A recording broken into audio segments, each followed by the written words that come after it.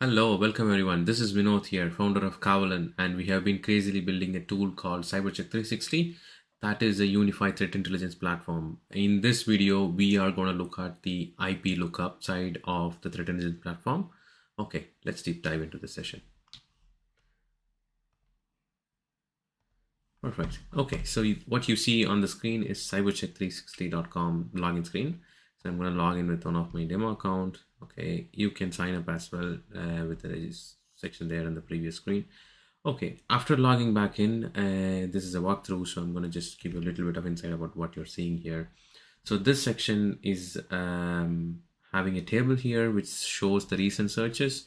So in the recent searches, you can see how when was the last search performed for this particular IP and how many times that particular IP was searched in the past for the last 90 days. So in this case, this IP was searched 4 times, and also we give you details of how many have been blacklisted, how many have not listed, and is it part of any whitelist that is maintained by any open source feeds.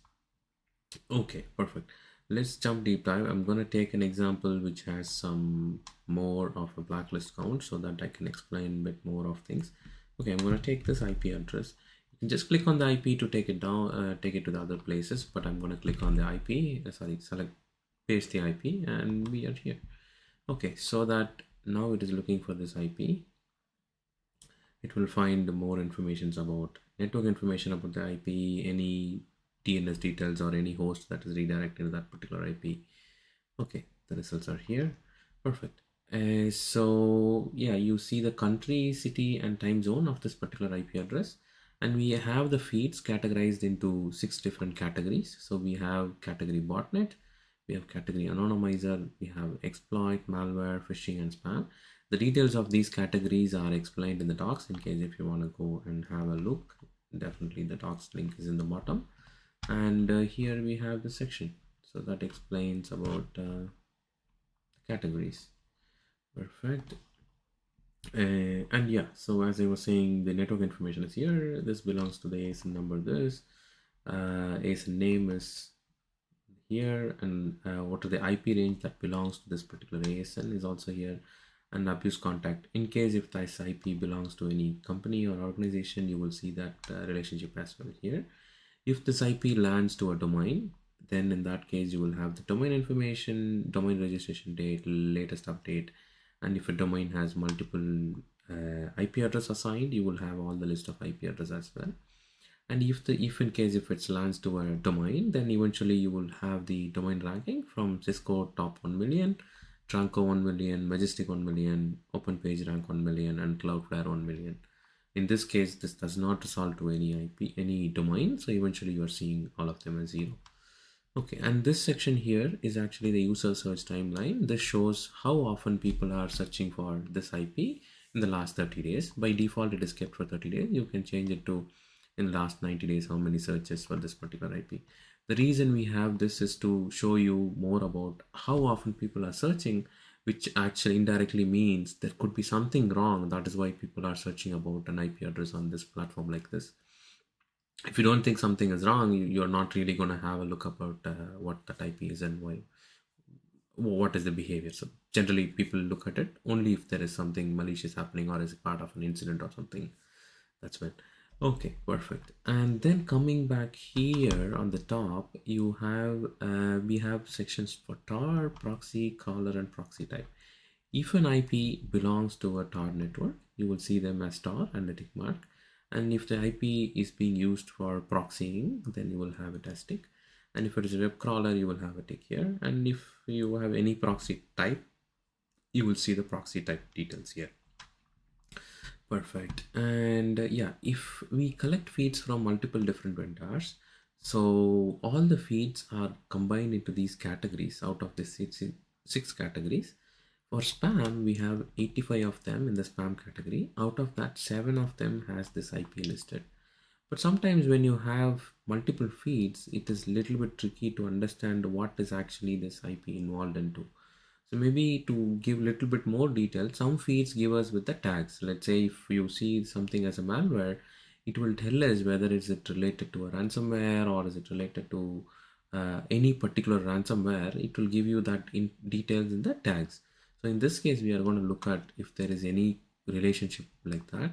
So now in this case, it doesn't direct us to any particular malware or any other family or something, but we are seeing a general information about some people are treating it as spyware, some are treating it as virus, and it is in some of the IP blacklist and VXWAL, spam, cybercrime, melted, and spam. So there's no indication of which malware or something like that, but there's general terms are being used, which indirectly tells you that this IP is definitely malicious as of now. You never know what is going to change in some time, but yeah. And here at the bottom we don't see the integration details here because my integrations are not enabled. As I walk through, I'm actually going to show you how to do that. I'm going to open that in a new tab so this screen stays up here. Okay, perfect. I don't have any saved integrations. I have to add an integration. Okay, I have abuse IPDB here. By default, abuse IPDB, we are giving that as a add-on. So anyone who wants to enable this, they just come in here after sign up. They select this. They authorize us to submit the indicator search and then save and enable. Eventually, it will enable us. So now that you have enabled on the saved integration, you see that abuse IPDB is here. So let's say if I want to go here, I refresh this page, I am going to get the abuse IP details here. So from abuse IPDB, you are getting this saying it is they're confident 14% of abuse, and they have seen 3 total reports and 3 unique user reports. Whitelisted no. This result is in the last 90 days. And then aid involved in virus total is not here because I have not enabled. I'm going to enable that now. Okay. I click on the plus and I'm going to enable this for saying whenever I search for IP or URL or domain, use this particular integration. Okay, I'm going to give personal, and I'm going to, I have this copied somewhere here, my other screen. Okay, copying here and I'm pasting it here. And then the rate limits are a little bit different here. So these are by default virus total rate limit. Virus total gives you 4 requests per minute and 500 requests per day. This is the free plan. But if you are a premium API user of virus total, you can actually change it to your requirement. But just to keep in mind, if you're using the same API key somewhere else, but the API key has some limitation, just be mindful of giving the limits here, because if you consume more here, eventually you're going to have problems somewhere else as well. Okay, once you give the limits on, this is something, a unique name, which can help you differentiate if you have multiple integrations for same vendor. Like for example, if I have one for IP, I can give Vinod IP, and if they have a different integration, then I give for URL and Vinod URL, whatever you want to call it. And custom endpoint URL is something, this is optional. This can be used only when you have an in-house deployment. Like it might not be applicable for virus total. There are some vendors where you host your own API and you can actually query them from your custom URL. So in that case, you can give custom endpoint. In this case, I think this is not applicable. And then here we are saying you authorize, and then this option, save data for relookup for 7 days. This is an option where you can actually look up today and save the lookup result for 7 days, which means you are not actually utilizing the API usage or API limit that you got from the virus total. Let's say I have assigned 100 API, daily limit of 100 here. And let's say I looked up something today and tomorrow I want to come back and look up the same thing for some reason. Maybe it came up on another alert or something like that. But when I come again and look back, what happens is, because I looked up today, tomorrow's request would be coming from the cache. It won't be a real-time lookup, but it'll be coming from the cache lookup. The reason we have this option is to avoid you from using your valuable API limits with the customer, with the virus total. So in this case, let's say you have today 100 and tomorrow 100, and tomorrow the first thing you look up is an IP address. But for some reason that IP was already looked up by you yesterday, the previous day. So it would have been cached for the next 7 days. So eventually the next day morning you look up on that IP, your API query is not being done. It is done from the cache data. So it is for saving your API usage from the vendor. Okay, once you select save, and then you are saying you consent to storing the retrieved data for a specific period, and then save and enable. While you do the save, it is going to perform some test. So okay, now it has saved and it is in the saved integration. Let me do on the OTX 18 volt as well. So I'm gonna give this also for everything. Okay, let me grab the API key from the other screen. Okay, again gonna give the personal, and then I'm gonna leave the limits as it is. I'm gonna save this data as well. Save and enable. Okay, so now I can see 3 integrations are saved in my saved integration section. I'm gonna go here and reload this page just to see if it is able to fetch the information from them. Okay, perfect. So now it has gone to VirusTotal and looked up for me on this particular indicator, and it has found that out of 94, 14 of them considered this as malicious. And we also have more information, like saying 7 of them are saying malicious and 7 are saying malware, and 49 of them are saying clean and 31 of them are saying unrated. And coming into Alien Vault, we have 2 pulses that is matching this, but we don't have any reference or any tags on them. But we can look at the references. Okay, looks like there's no references as well. But in case if you want to have a look at this, you can actually click on view more on any of them. Let's say it is going to take you directly to the actual website. So in this case, it has taken us to VirusTotal website, and you can see all the classifications that they have and the feeds and also the numbers here. Okay, perfect. Coming back here, and then you might see this numbers like only the category counts are there, but you really want to know what are these feeds, who are these vendors, and how do I differentiate, or how do I trust them, or you might need that for various reasons. So to understand that, we have the section called blacklist. So in this section, we have categorized the same categories you see on the top can be seen here. So we have spam, malware, whitelist, exploit, anonymizer, botnet, and phishing.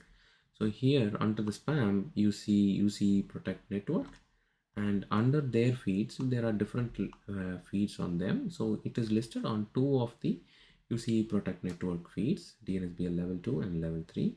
And let's say VX Vault, and under VX Vault they have malware IPs list, and in that it is listed on one of the feed, and the same way it is listed on multiple other feeds. There are chances a same vendor, so whatever you see on the title here is the vendor, and under them, if you pull down the arrow, that those are the feed categories, feeds maybe you can call it. Yeah, so that's where you find what is the actual usage, or what is the actual list that is listing for a vendor.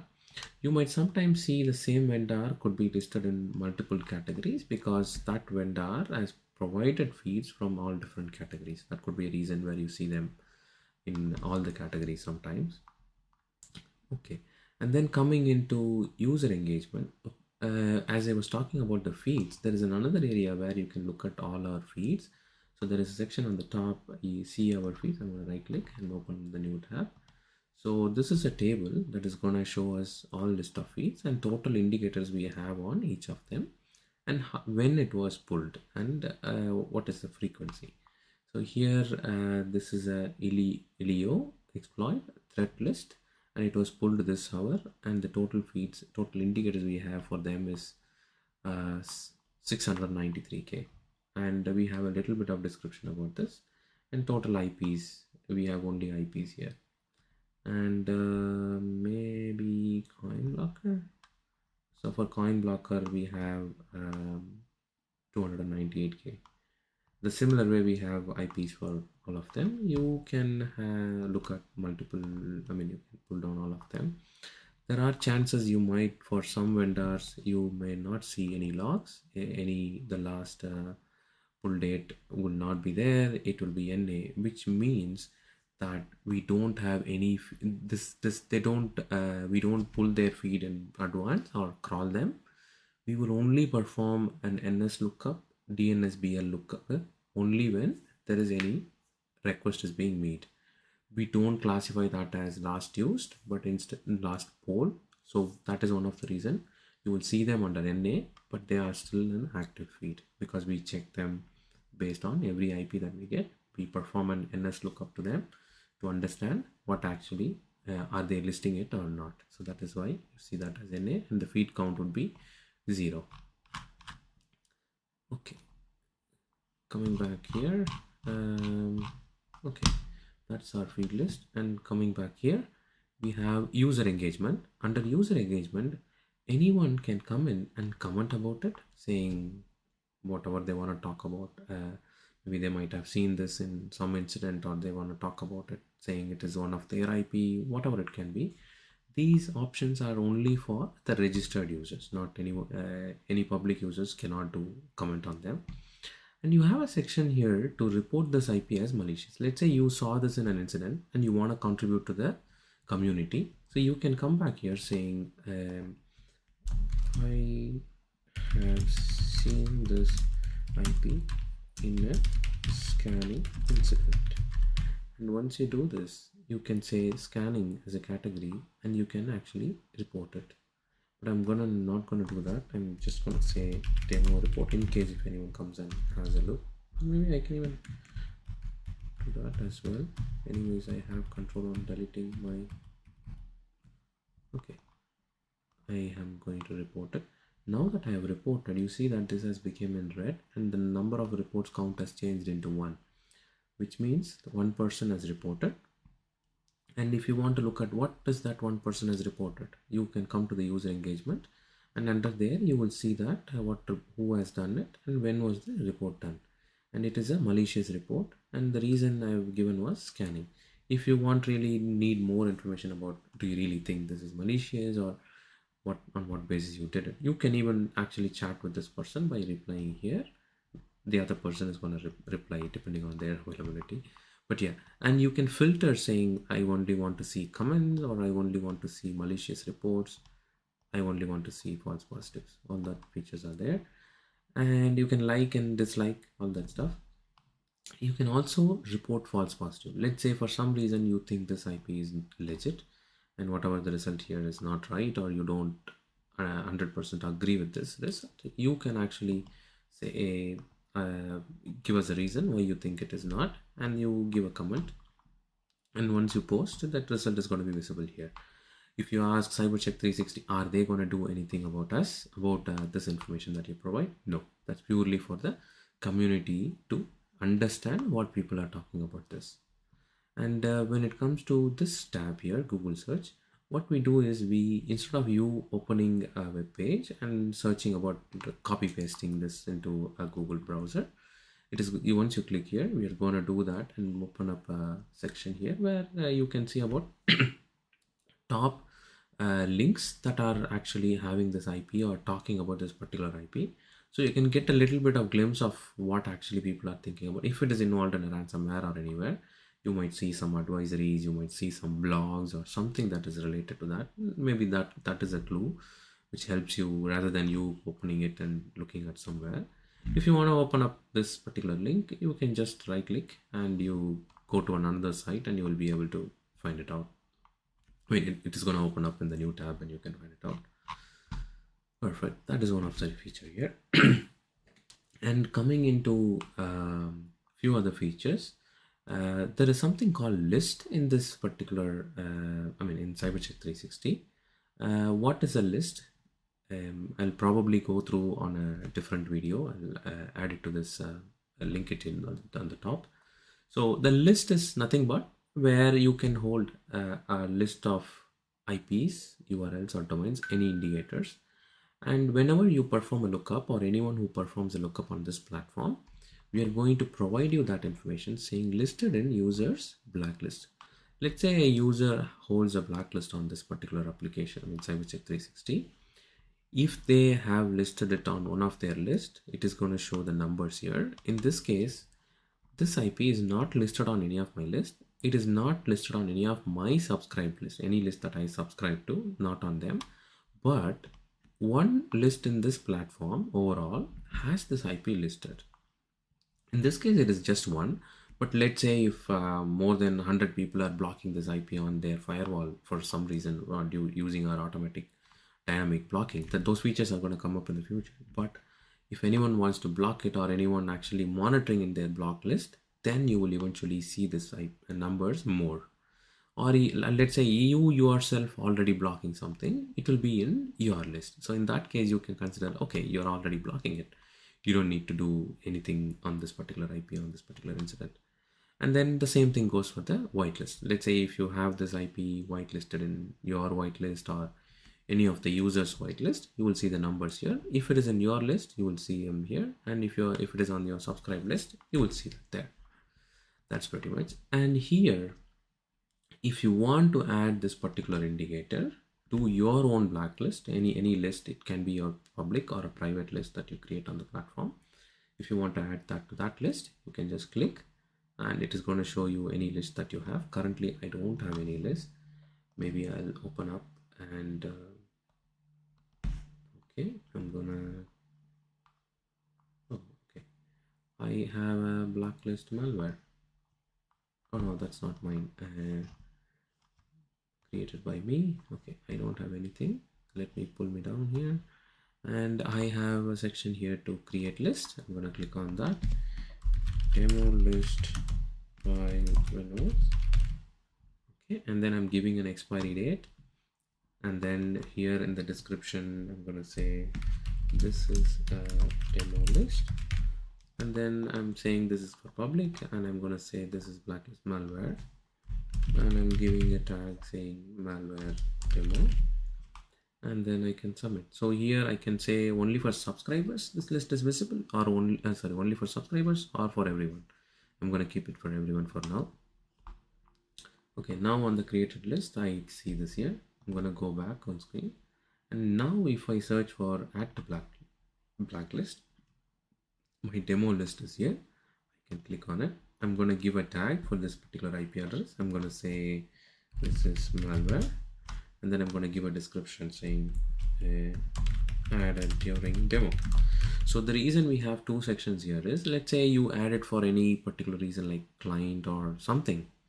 This gives you more control on giving two different names, just in case if you come back to understand why did you really actually add this. So you will have more information about the actual incident, why you added it. Sometimes when the same IP is being appended or updated, added to this list again, the newest description, the newest malware tag, the tags are actually updated to the indicator if the indicator was already listed in this particular list. Okay, now that I have added, if I go to my list and you see my list is here, and total indicators are count to 1, and this is the IP that we were searching for. It is seen here. The same way you can actually, if you consider a particular IP as a whitelist, or want to whitelist them, you can just click on add to whitelist, and it is going to be added to the whitelist. Perfect. I think I have given the walkthrough of the portal, and also for the IP feature, and a little bit of integration and a little bit of list. I hope you will enjoy these features. Please feel free to give comments. And if you have any questions or any requests that you want any feeds to be added in, you always have us in the chat option here. So you have a section here, so you can provide feedback, report bugs, feature request, or if you need any support, you can fill in this, and we will reach out to you as soon as possible. We hope this tool helps you to do your job better in terms of making informed decisions as a security analyst. Thank you so much. Bye bye.